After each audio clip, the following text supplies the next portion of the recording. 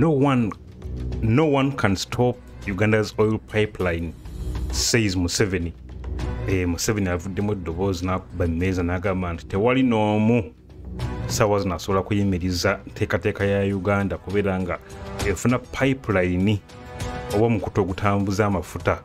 Okitegeera, no one can stop Uganda's oil pipeline, says Museveni. Naye ng'avudde ku ky'okubeera ng'afuna obuvumu bwe butyo okubeera ng'akyogera. President Museveni has assured Ugandans that nothing can stop works at the East African crude oil pipeline.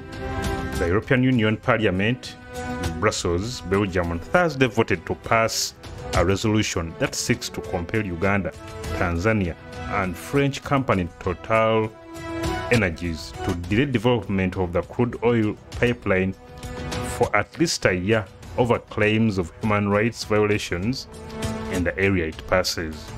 Okitegeera bulungi nti Parliament ya European Union mu Brussels yatula n'egamba nti no bandibadde balwawo akalisiti omwaka gumu kubanga okuzimba pipeline eno kiyinza ate okubeera nga kijja kukosa abantu abalala kiyingirire human rights. Okitegeera. However, in response to the vote, President Museveni has insisted that nothing can change what has already been agreed upon for the construction of the pipeline. Nenga Museveni alina okubeera nga yeegendereza. Museveni should be careful because abasajja bano abazungu ebiseera ebisinga baba balina pulaani zaabwe ate gwe obalaga muno you are opposing them straight up ojja kuwulira ekiyinza ate okuva mu yeebiraka. Museveni yagambye nti I want to assure you that the project shall proceed as stipulated in the contract we have with Total Energies. We should remember that Total Energies convinced me about the idea of the pipeline, and if they choose to listen to the EU Parliament, they will compensate us and we shall find someone else to work with, Museveni said in a statement on Friday. Of course, kyendowooza nti no Museveni wabanga assigning a deal ne Total company y'Abafaransa ate nga Parliament ya EU European Union omuli ne France yatudde n'egamba nti ate badideyingemuuko at least ng'omwaka gumu. Bino byonna byakwekwasa ne of course those why tebagala nnyo Africa kale developing mu nsonga ezo okitegeera. So nze ndowooza nti nno era Total ejja kumaliriza nga tekkiriza naye ate Museveni agambye nti nno the fact that basigninga contract ne Total Energies kasita yeekyanga okusinziira ku byavudde mu European Parliament mu Brussels. Total kasita yeekyanga balina okukompensatinga Uganda ate Uganda wemalaawo ye ate enoonyi gwe naakola naye tejja kulinda. Okitegeera, we shall not wait for the Kalam Jones to develop. Neze ngamba Museveni atte ku bigere bano abasajja abazungu mukalabanga akasonga katono naye ate kayinza n'omutwalako kemulabaako. Okitegeera. On Thursday, the EU legislators urged that there is need for Uganda and Tanzania to adopt international best practices during the project development, and to this, they recommended that the project needs to be halted for a year. So in agreement, yo EU egamba nti no project eno yandibadde esooka neewummulamu omwaka nga gumu. The cited oil-related activities in the Murchison Falls National Park that they said ought to be halted until they conform to standards. To this, they asked the French President Emmanuel Macron to exert pressure on Total Energies to halt the project. However, according to the Ugandan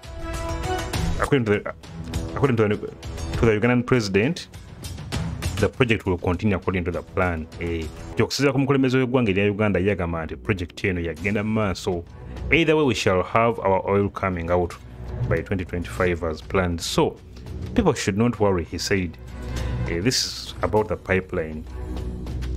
There have been several voices of dissent from several African and international environmental and human rights organizers and organizations who started a campaign to stop the construction of the 1,445-kilometer long East African crude oil pipeline that draws crude oil from wells in western Uganda in Hoima district to Tanzania's seaport of Tanga. These are sought to frustrate the 10 billion deal signed by Chinese and French oil giants CNOOC and Total Energies, committing to to construct the pipeline, arguing that it risks damaging one of the world's most biodiverse regions. Okitegeera ebitongole ebyenjawulo mu nsi simanga bino bya butonde bivuddeyo ne bigamba nti nno bandibadde balindako ni Museveni agamba neyo kiteeka ki. That's jealousy of the big and of the fertile deal that is there concerning the oil.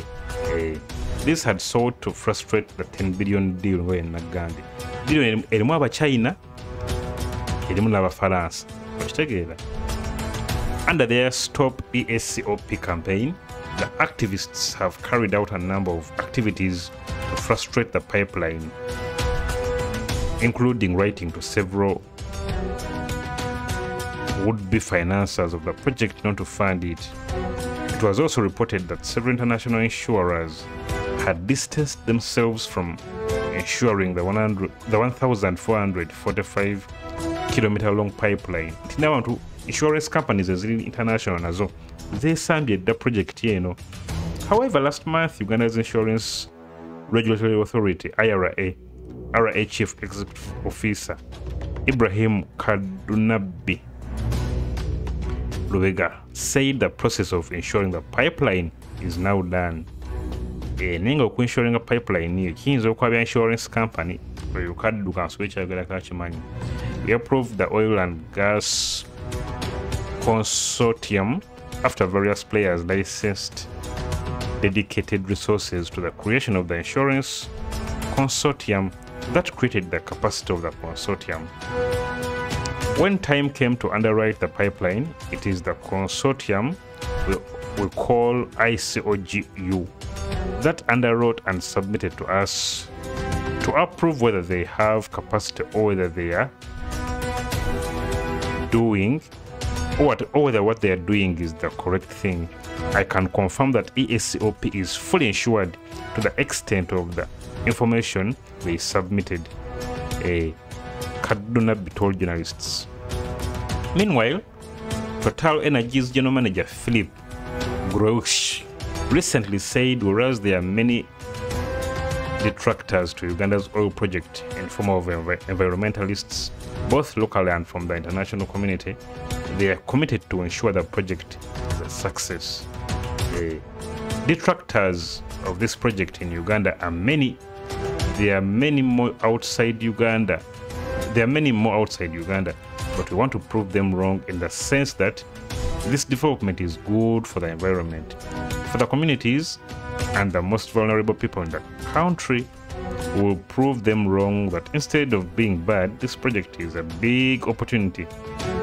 Philip Grosch, Total Energy's general manager, said. Okitegeera nenga ate akatale kakali nti nno Gaddafi yawako Museveni amagezi n'amagamba nti nno okutunda oil ono nga tali processed tekyandibadde kirungi. Mwani processingidde wano, mwani mu refiningidde wano, then ne mulyoka mubeera nga mumutunda ng'ali ku mutindo gwennyini. Okitegeera Gaddafi was actually also willing to build a refinery somewhere within East Africa. Due to their fallouts, Museveni ne Gaddafi, ebyaliwo byaliwo mwe bitegeera bulungi nnyo.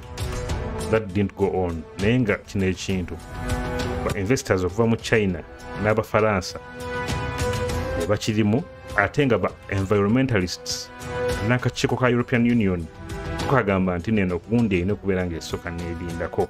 Museveni agamba bwe mugiyimiriza, you have to compensate us ate ffe tunoonyezeewo abalala tujja kwesibako mmwe. So now tell me what you think in the comments on nsonga eno ya pipeline. Don't forget to subscribe and hit that bell button. Peace.